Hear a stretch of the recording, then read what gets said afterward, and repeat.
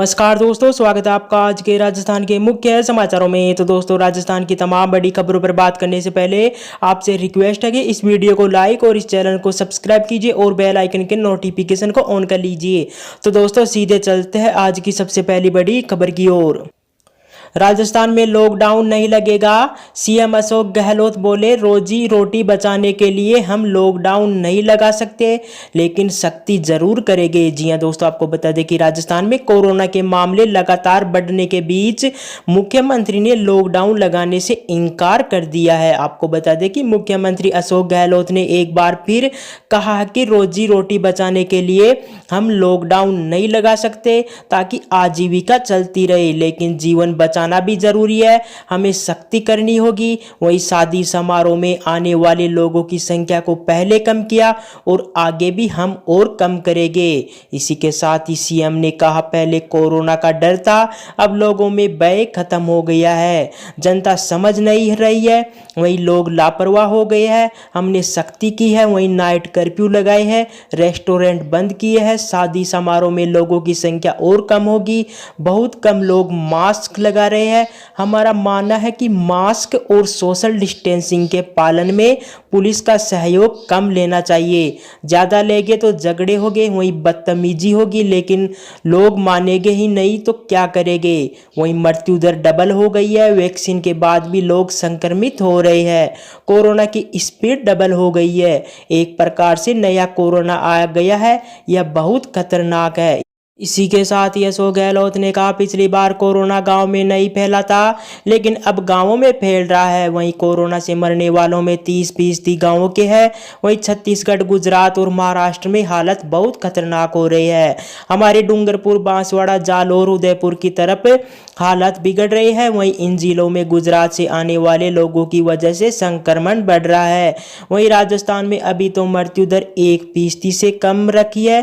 पिछली बार 9 अप्रैल को कोरोना के 30 मामले आए, वहीं इस बार 4,401 आ गई है। इसी के साथ ही अशोक गहलोत ने कहा, वैक्सीन की कमी हो गई है।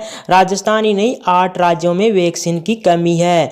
इधर केंद्रीय स्वास्थ्य मंत्री झूठ बोल रहे हैं कि राज्य वैक्सीनेशन नहीं लगवा रहे हैं। मैंने इतना झूठ बोलते किसी स्वास्थ्य मंत्री को नहीं देखा है। कह रहे हैं कि राज्य वैक्सीन लगवा ही नहीं रही है। हम इस पर कोई राजनीति नहीं कर रहे हैं। हम वैक्सीन खत्म होने की सूचना दे रहे हैं, उसे ही केंद्र आलोचना मान रहा है। वैक्सीन पर केंद्र का अधिकार है, हमें उसे अवगत ही तो करवा रहे हैं कि वैक्सीन खत्म हो रही है। इसके बाद दोस्तों, अगली बड़ी खबर, कांग्रेस प्रदेश अध्यक्ष का भाजपा पर निशाना।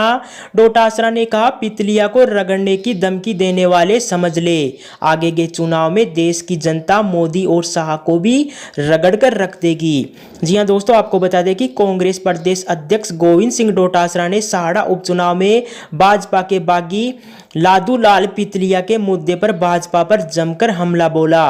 आपको बता दें कि डोटासरा ने कहा, पितलिया को भाजपा के नेता नाम वापस नहीं लेने पर रगड़ कर रखने की खुलेआम धमकी दे रहे थे। कह रहे थे अमित शाह देख रहे हैं। इससे समझा जा सकता है कि ये किस तरह के हथकंडे अपनाते हैं। यह जनता सब समझती है। वहीं पितलिया को धमकाने वाले यह समझ ले कि आगे के चुनाव में जनता मोदी और शाह को भी रगड़ कर रख देगी। मोदी शाह का मूल काम ही लोगों को धमकाना है। वहीं असम के प्रत्याशियों की बाड़ेबंदी पर केंद्रीय मंत्री गजेंद्र सिंह शेखावत का सीएम गहलोत को जेलर बताने के सवाल पर डोटासरा ने कहा, कौन कहां पीट कर आता है, उसके बारे में क्या कहा जाए। वहीं मुख्यमंत्री कोई जेलर या चौकीदार की भूमिका में नहीं है। वहीं असम के प्रत्याशी आ गए तो इन्हें क्या तकलीफ है। वहीं खरीद फरोख्त भाजपा का मूल धंधा है। देश की रखवाली के लिए चौकीदार रखा था, लेकिन चौकीदार ही गड़बड़ निकला। इसके बाद दोस्तों, अगली बड़ी खबर, सहाड़ा में ज्योतिरादित्य बोले, हमारी सोच है जान जाए पर वचन न जाए। वही कांग्रेस की सोच है, वचन जाए तो जाए, जान बची रहे। जी हां दोस्तों, आपको बता दें कि राजस्थान में हो रहे 3 सीटों के उपचुनावों के लिए अब भाजपा ने युवा सांसद ज्योतिरादित्य सिंधिया को मैदान में उतार दिया है। आपको बता दें कि वे रविवार को भीलवाड़ा के सहाड़ा पहुंचे या उन्होंने कांग्रेस पर जमकर निशाना साधा। साधा। बोले हमारी सोच है कि जान जाए पर वचन न जाए, पर कांग्रेस की सोच है वचन जाए तो जाए पर जान किसी भी कीमत पर नहीं जाए। वहीं सिंधिया ने सहाड़ा में बीजेपी प्रत्याशी रतनलाल जाट के समर्थन में जनसभा को संबोधित किया। उन्होंने कहा, एक तरफ किसानों का कर्जा माफ नहीं किया, वहीं दूसरी तरफ हमारे पीएम मोदी ने किसान सम्मान निधि के रूप में एक एक किसान को 6,000 रुपए दिए। यहाँ सीएम गहलोत कहते हैं कि 6,000 से क्या होता है। मैं पूछना चाहता हूं कि आपने क्या करके दिखाया है, यह तो बताए। इसी के साथ ही उन्होंने कहा, जब मध्य प्रदेश में भाजपा की सरकार हमने स्थापित की, जो किसानों को नौजवानों को धोखा दे उसे धूल चटाने का काम ज्योतिरादित्य सिंधिया ने किया। मुझे कुर्सी की भूख नहीं है, मुझे सत्ता की भूख नहीं है, लेकिन यदि जनता के साथ अन्याय हो, भ्रष्टाचार हो तो जान भी देने की जरूरत पड़ी तो मैं देने को तैयार हूं। मुझे गर्व है कि भाजपा की एमपी की सरकार में यहाँ 6,000 रुपए केंद्र ने दिया तो हमने और शिवराज जी ने मिलकर सरकार की ओर से 4,000 रुपए और जोड़कर 10,000 रुपए किया। सुन ले गहलोत जी, अगर किसान का कल्याण करना है तो गहलोत जी बातें करने से काम नहीं बनता, उस कार्य में अपनी राशि डलवाकर बताए तो हम मानेंगे आप किसान हितैषी है। इसके बाद दोस्तों अगली बड़ी खबर, भारत में वैक्सीन 24 घंटे में 35 लाख से ज़्यादा लोगों का वैक्सीनेशन है। वहीं देश में वैक्सीनेशन का कुल आंकड़ा 10 करोड़ के पार पहुंचा।